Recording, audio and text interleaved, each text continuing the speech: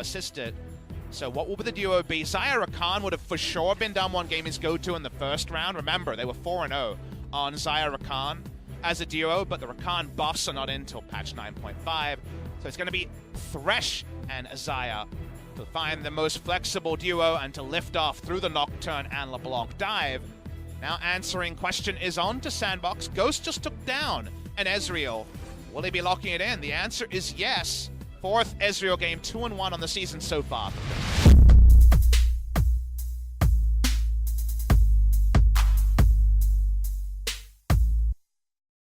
Thing in the world as a mid laner when you have this giant wave pushing into you, but you have to back away from it just to help your jungler. And it doesn't stop there. You talked about double jungle, but Punch is already once again in his face, not letting up on this one. But here comes Summon, tries to flash away, but now he's just in a world of hurt as he went too far.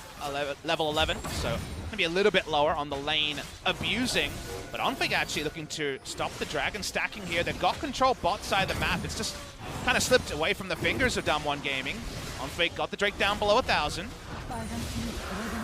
The spike comes in. Cloud Drake does go their way with the Mountain Drake up next. Now on fleek in an awkward spot. May just have to go forward, straight onto the Thresh here, but Aftershock and a stopwatch is going to keep him alive for so long. Already the Nocturne goes down, and Summit going to be baited into this one as well. Should be going down here. Just gets sniped there by Showmaker, looking for another one. To see the Vladimir priority, and it's Noguri, a player who's performed on it again and again. Smite from Punch actually gets the red, but we're seeing Nocturne brawl with him. He's trying to get in there, doesn't have much mana, but the fear comes down, but in goes the Rek'Sai, but perfectly timed stopwatch as the paddle star from Showmaker from downtown. With the Rek'Sai pretty reliably. That's what allows her to get the trade kill that bought so much time, about 3.5 seconds of time between the stasis and that. We're in mid lane, didn't use Nocturne ult, remember? Yeah, they have a ton of burst damage here too, but the stopwatch comes in and he is able to swipe there on top of him. Okay, in goes Dove again and Punch. So they next level what Damwon Gaming was trying to do. It really is a great point. I mean, On Fleek goes from dying, the second he comes back alive, he just runs down the mid lane and says, we are killing the guy that doesn't have flash and no escape. So definitely a great move from them, but now they're struggling to try to take this Mountain Drake away. Silas walking down. Will they try to get in range? There it is, but no, the smite not going to go away, and the two-man play comes in from the side of Hoyt, means that already Nocturne is going to be going down. And Punch trying to finish him off. It is going to be the double kill going to Showmaker. So 2 kills and the Mountain Drake go the way of Damwon Gaming. And Damwon Gaming, finding Sandbox walking up, and speaking of Damwon Gaming, Noguri just going to ult to get them away. Damwon Gaming can make it wrong, right? And that's what happens when you're this far ahead. Your lane assignments are so flexible now. Yeah. From a 6,000 gold lead, Sandbox Gaming. They're trying something, they're rolling all the die. Okay, well I said he couldn't touch the Zoe. It looks like I might be correct. No, he is going to be shut down there. As only the TA might be going down. Already 2 kills. The way of Sandbox is they're trying to shut it down, but Summit maybe going a little bit too far here. Nuclear is going to be able to shut him down, and Noguri, oh boy, here he comes. Should be able to get at least Joker and do a lot more damage. So they do trade a couple back. Some of the tight mid to late game shot calling will also be evading this team. That was the big thing, the Flames introduction. If you talk to the players, if you listen to the interviews, all about giving that veteran shot calling ability. Let's watch this matchup, getting the Nocturne. Chemo Plague means that, okay. Smart coaching staff in order to belie the fact that they had a lot of talented solo queue members that weren't as on point with the map rotations. So given all that, let's see how many times they can use the TP advantage that the Paranoia causes, or just the piggyback advantage to take down side lane members and drag this game on to maybe just a single team fight they can win.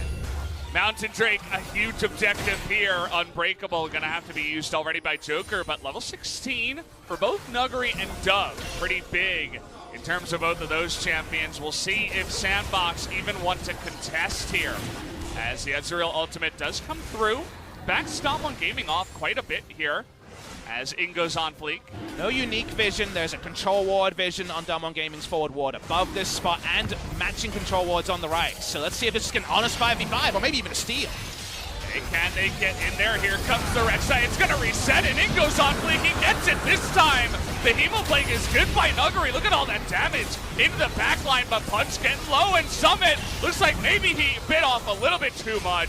Just coming in from behind as his team was backing away. Only he will go down, though. Mountain Drake goes the way of Sandbox, but Damwon heading immediately to Baron. And you see how tricky it is to approach a fight, especially with Hemoplague used so early, and to actually hard engage. Summit's the only frontliner. He goes in and quickly turned on by the enemy. Damwon trying to double down here and pick up the Baron. They lost out on the Drake. They love a Baron. He's going to get the heal here on a Punch as Punch just gets he's dead. He goes down, but no steal is going to come in as Ghost. He's beginning to get real strong. You can already see it play here. They already get that bottom turret on the side of Nuguri. And you wonder if maybe this is play one lane dive. As speaking of dive, trying to get onto Showmaker, get that huge amount of damage from the Ezreal means that two members immediately go down as Dove also going in for the kill. It's Nuclear and he's all alone. Will go Nuclear as he goes down. Nuguri, the last man remaining. And he's got a Hemoplague and a Dream. Can he do this actually on Fleet? Gonna mess up that spell shield. How many can Nuguri take down here? Lee's gonna go on top of him. Second one does come in. A bit of a monk-ass moment, but 5 members do go down on the side of Damwon as Sandbox straight parry for them. Well, wield it as a weapon. No point sheathing Nuguri. Unleash it. That's what they have to do, is they have to play team fights. Here we go. Oh, big Hemoplague here on the side of Summit, but has to wait for that one. Huge Braum ultimate as in goes the Nocturne.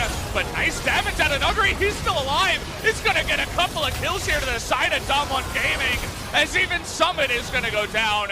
Goes desperately alone, trying to do that damage from behind, but even after the dive and so many ultimates, so much of Damwon remains. And Sandbox Gaming choose to fight against Damwon, and they find out that Damwon group is so different to Damwon when the Nuguri is not around.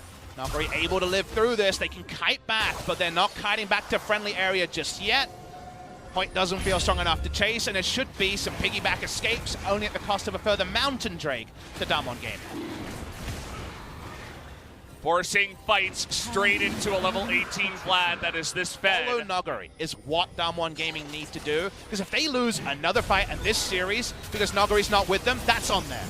Summit comes in, steals an ultimate, but already sustained so much as Paranoia just coming in, but the Rek'Sai going a little bit too far here. Punch not quite going to be sniped out as the True Shot Barrage goes the other way, but hanging on a knife's edge was that fight as both junglers trying to play with fire here. Punch nearly losing his GA with the Baron available. And Joker actually has Baron checks. Speaking of Baron checks, Ghost can do it off cooldown with the Q.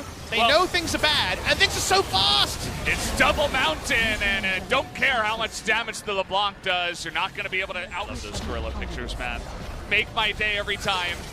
Well, that's a Saturday analysis point. It's Thursday. Is it Damwon Gaming forcing a third game? Remember, they're on a 6-match win streak. The Sandbox Gaming is trying to engineer the downfall of. Looked like that Battlestar kind of went through. That one is okay. Nuguri is not wasting any more time. Ghost just barely survived on the backside.